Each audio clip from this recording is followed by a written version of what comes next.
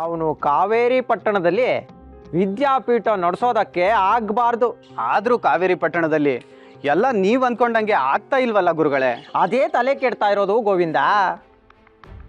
ಅಲ್ಲಿ ವಿದ್ಯಾಪೀಠ ನಡೀಬಾರ್ದು ಅಂತ ನಾವೇನೇ ತಂತ್ರ ಮಾಡಿದ್ರು ಅವನು ಪ್ರತಿತಂತ್ರ ಮಾಡಿ ನಮ್ಮ ಪ್ರಯತ್ನನೆಲ್ಲ ನೀರಲ್ಲಿ ಹೋಮ ಮಾಡಿಸ್ತಾ ಇದ್ದಾನೆ.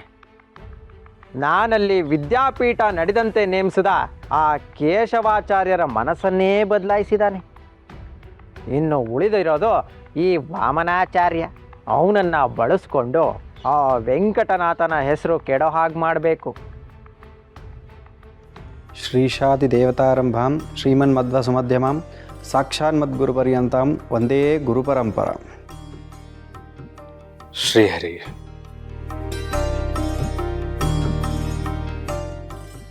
ಗುರುಕೃಪೆಯಿಂದ ನಾನು ಧನ್ಯನಾದೆ. ಯಾದವೇಂದ್ರರೇ, ಕೊನೆಗೂ ನೀವು ಸನ್ಯಾಸವನ್ನೇ ಆಯ್ಕೆ ಮಾಡಿಕೊಂಡಿರಿ. ಹೌದು ಗುರುಗಳೇ, ಜೀವನ್ಮುಕ್ತಿಗೆ ಸಂಸಾರ 100 ಮೈಲಿಗಳ ದಾರಿ, ಸನ್ಯಾಸ ಬರೇ 10 ಮೈಲಿಗಳ ದಾರಿ ಎನ್ನುವುದು ನನ್ನ ಅರಿವಿಗೆ ಬಂದಿದೆ. ನೀವು ಸನ್ಯಾಸ ಸ್ವೀಕರಿಸಿರುವುದಕ್ಕೆ ಮೂಲರಾಮನ ಕೃಪೆ ಹಾಗೂ ಹಿರಿಯ ಗುರುಗಳ ಆಶೀರ್ವಾದ ಇದ್ದೇ ಇದೆ. ಇನ್ನು ಮುಂದೆ ನೀವು ಹೊಸ ವ್ಯಕ್ತಿ, ಹೊಸ ಜೀವನ, ಯಾದವೇಂದ್ರ ಎಂಬ ಹೆಸರಿನಿಂದ ಮುಂದುವರಿಯುತ್ತೀರಿ. ಧನ್ಯನಾದೆ ಗುರುದೇವ. ನಿಮ್ಮ ಪೂರ್ವ ಜನ್ಮದ ಸುಕೃತದ ಫಲ ಈ ಸನ್ಯಾಸ. ಸನ್ಯಾಸ ಅನ್ನುವುದು ಒಂದು ತಪಸ್ಸು, ಸಾಧನೆ. ನಿಮ್ಮ ಮುಂದಿನ ಅಪೇಕ್ಷೆ ಏನು? ಗುರುಗಳೇ, ನನಗೆ ನನ್ನದೇ ಆದ ಯಾವ ಅಪೇಕ್ಷೆಗಳೂ ಇಲ್ಲ. ನನಗೆ ಹಿರಿಯ ಗುರುಗಳು ಹಾಗೂ ತಾವೇ ಸ್ಫೂರ್ತಿ. ನೀವೇ ನನಗೆ ಮಾರ್ಗದರ್ಶಕರು. ಹಿರಿಯ ಗುರುಗಳು ಮಧ್ವಮತ ಪ್ರಚಾರದಲ್ಲಿ ತಮ್ಮ ಜೀವಿತದ ಅವಧಿಯನ್ನೇ ಸವಸಿದ್ದಾರೆ. ನನಗೂ ಶ್ರೀ ಮಧ್ವಾಚಾರ್ಯರ ಸಿದ್ಧಾಂತಗಳನ್ನು ಜಗತ್ತಿಗೆ ಸಾರಬೇಕು ಎನ್ನುವ ಆಸೆ. ತಾವು ಅನುಮತಿ ಕೊಟ್ಟರೆ ಮಧ್ವಮತ ಪ್ರಚಾರಕ್ಕೆ ಹೊರಡುತ್ತೇನೆ. ಬಹಳ ಒಳ್ಳೆಯ ಆಲೋಚನೆ. ಅಗತ್ಯವಾಗಿ ಆಗಲಿ. ಹೋಗಿ ಬನ್ನಿ. ಶ್ರೀಹರಿ.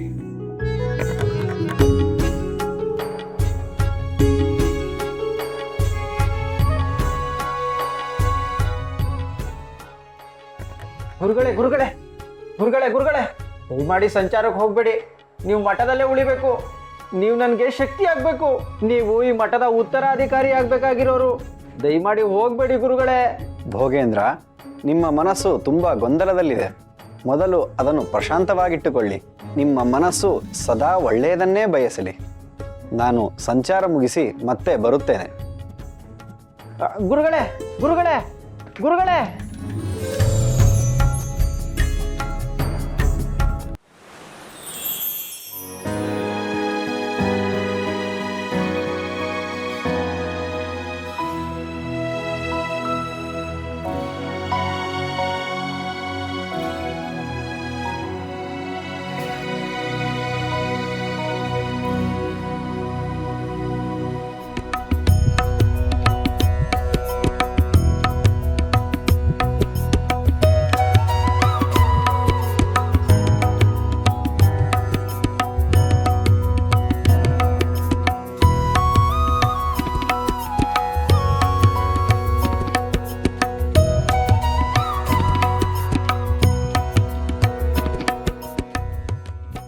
ಏನು ಹುಡುಕ್ತಾ ಇದ್ದೀರಾ? ನೀನೇನು ಹುಡುಕ್ತಿದೀಯ ಅಂತ ಗೊತ್ತಿಲ್ಲದೆ ನಾನು ಸುಮ್ಮನೆ ಹಾಗೆ ಹುಡುಕ್ತಿದ್ದೀನಿ. ಗೊತ್ತಿಲ್ಲದೆ ಹುಡುಕಿದ್ರೆ ಹೇಗೆ ಗೊತ್ತಾಗುತ್ತೆ? ಗೊತ್ತು ಮಾಡ್ಕೊಂಡು ಹುಡುಕ್ಬೇಕು ತಾನೇ. ಹೇಗೆ ಗೊತ್ತು ಮಾಡ್ಕೋಬೇಕು? ಏನು ಹುಡುಕ್ತಾ ಇದೀಯ ಅಂತ ಕೇಳಿ. ಯಾಕೆ? ನೀನು ಹೀಗೆ ಹುಡುಕ್ತಾನೇ ಇರೋ, ನಾನು ನಿನ್ನ ನೋಡ್ತಾನೇ ಇರ್ತೀನಿ. ನೋಡ್ತಾನೆ ಇರೋದಕ್ಕೆ ನನ್ನನ್ನೇನು ಹೊಸ್ದಾಗಿ ನೋಡ್ತಿದ್ದೀರಾ? ಹೊಸ್ದಾಗಿ ಅಂತಾನೆ ಏನೂ ಇಲ್ಲ, ಆದರೆ ನೀನು ಹುಡುಕೋವಾಗ ನಿನ್ನ ಮುಖಚರ್ಯನೇ ಬೇರೆ ಆಗಿರುತ್ತೆ. ಓಹೋ, ಆಮೇಲೆ? ಕಣ್ಣುಗಳಲ್ಲಿ ಕಾತುರತೆ, ಅಸಹನೆ ಇರುತ್ತೆ. ಕಣ್ಣುಗಳು ದೊಡ್ಡದಾಗಿ ತೆರೆದಿರುತ್ತೆ. ತುಟಿಗಳು ತುಡಿತದ ಶಾಖಕ್ಕೆ ಪಸೆಯೂರಿ ನಾಲಿಗೆ ಪದೇ ಪದೇ ಒದ್ದೆ ಮಾಡಲು ಹವಳಿಸುತ್ತೆ. ನೀನು ಉದ್ವೇಗದಲ್ಲಿದ್ದಾಗ ನಿನ್ನ ಮುಖದ ಸೊಗಸೇ ಬೇರೆ. ನಿನ್ನ ಮುಖ ನೋಡ್ತಾ ಇದ್ರೆ ನೀನೇ ಒಂದು ಕಾವ್ಯ ಕನ್ನಿಕೆಯಾಗಿ ಒಂದು ಕಾವ್ಯ ಬರಿಬೇಕು ಅನ್ಸುತ್ತೆ. ಮಹಾಶ್ವೇತಾದೇವಿ ಪತಿಗಾಗಿ ಕಾದು ಕುಳಿತಿದ್ದ ಸನ್ನಿವೇಶವನ್ನ ಬಾಣಭಟ್ಟ ಕವಿ ವರ್ಣಿಸಿದ ಹಾಗೆ ಕಳೆದದ್ದನ್ನ ಹುಡುಕ್ತಾ ಇರೋ ಈ ನಿನ್ನ ಮುಖದ ಸೊಬಗನ್ನ ವರ್ಣಿಸೋದಕ್ಕೆ ಸ್ಫೂರ್ತಿ ಬರ್ತಿದೆ. ಆಹಾ, ನಾನು ಕಳ್ಕೊಂಡಿರೋದನ್ನು ಹುಡುಕ್ತಾ ಇದ್ದೀನಿ. ನಿಮಗೆ ನಾನು ಕಾವ್ಯ ಕನ್ನಿಕೆಯಾಗಿ ಕಾಣಿಸ್ತಾ ಇದ್ದೀನಾ? ಸರಸ್ವತಿ, ನಿನಗೊಂದು ವಿಷಯ ಗೊತ್ತಿಲ್ಲ. ನಮ್ಮಪ್ಪ ಏನಾದರೂ ಕಾವ್ಯ ಬರಿಬೇಕು ಅಂತ ಹೇಳಿದ್ರೆ ಅಮ್ಮ ತಕ್ಷಣ ಅನ್ಸಿದನ್ನ ಪದ್ಯವಾಗಿ ಪಟಪಟ ಅಂತ ಹೇಳ್ಬಿಡೋರಂತೆ. ಆಯ್ತಾಯ್ತು, ನಾನು ಅಮ್ಮನಷ್ಟು ಬುದ್ಧಿವಂತೆ ಅಲ್ಲ. ಮೊದಲು ನಾನು ಏನು ಹುಡುಕ್ತಾ ಇದ್ದೀನಿ ಅಂತ ಕೇಳಿ. ಅಪ್ಪಣೆ ಮಹಾರಾಣಿಯವರೇ, ತಾವೀಗ ಏನನ್ನು ಹುಡುಕುತ್ತಿರುವಿರಿ? ನನ್ನ ಮುಖ ನೋಡಿ, ನಿಮಗೆ ಗೊತ್ತಾಗುತ್ತೆ.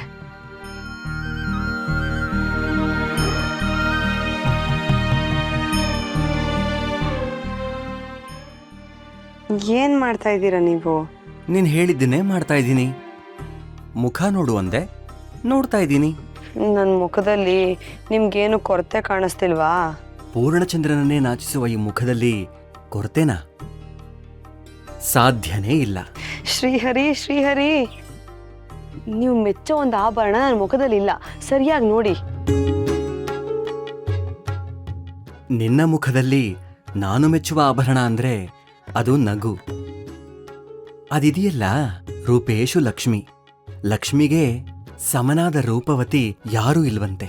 ನನ್ನ ಪಾಲಿಗೆ ನೀನೇ ರೂಪವತಿ, ಸರಸ್ವತಿ.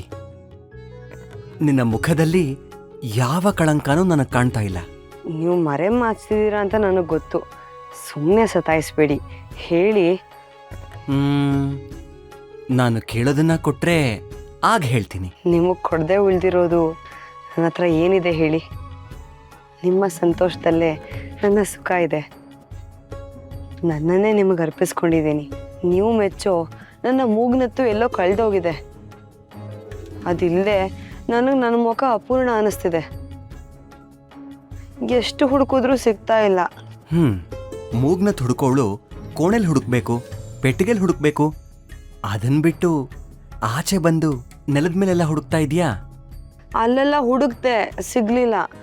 ಅಪ್ಪಿತಪ್ಪಿ ಇಲ್ಲೇನಾದ್ರೂ ಬಿದ್ದಿರಬಹುದೇನೋ ಅಂತ ಹುಡುಕಕ್ ಬಂದೆ.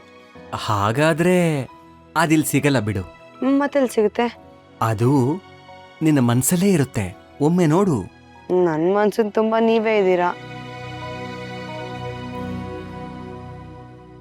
ಆಹಾ, ಕಳ್ಳ, ಅದು ನಿಮ್ಮ ಹತ್ರನೇ ಇದೆಯಾ? ಬಚ್ಚಿಟ್ಕೊಂಡು ನನ್ನನ್ನೇ ಆಟ ಆಡಿಸ್ತಾ ಇದ್ದೀರಾ? ಇತ್ತೀಚೆಗೆ ನೀವು ತುಂಬಾ ತುಂಟ ಆಗ್ತಾ ಇದ್ದೀರಾ.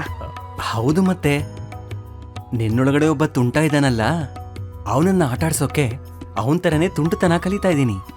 ಅದಕ್ಕೆ ನನ್ನ ಮೂಗ್ನ ತೆತ್ತಿಟ್ಕೊಂಡು ಆಟಾಡಿಸ್ಬೇಕಾ? ನಿನ್ನ ಮೂಗ್ನತ್ತಿನ ಮೇಲೆ ನನಗೆ ಸಿಟ್ಟು, ಅದಕ್ಕೆ ಎತ್ತಿಟ್ಕೊಂಡೆ. ಸಿಟ್ಟ? ಪಾಪ, ಆ ಮೂಗ್ನತೆ ಏನ್ ಮಾಡ್ತು ನಿಮ್ಗೆ ಸಿಟ್ಟಾಗೋ ಅಂಥದ್ದು? ನನ್ನ ಮುದ್ದು ಮಡದಿಯ ಪ್ರತಿ ಉಸಿರಾಟವನ್ನ ಸ್ಪರ್ಶಿಸಿ ಅದು ಸುಖ ಪಟ್ರೆ ಸಿಟ್ಟಾಗಲ್ವಾ ನನಗೆ?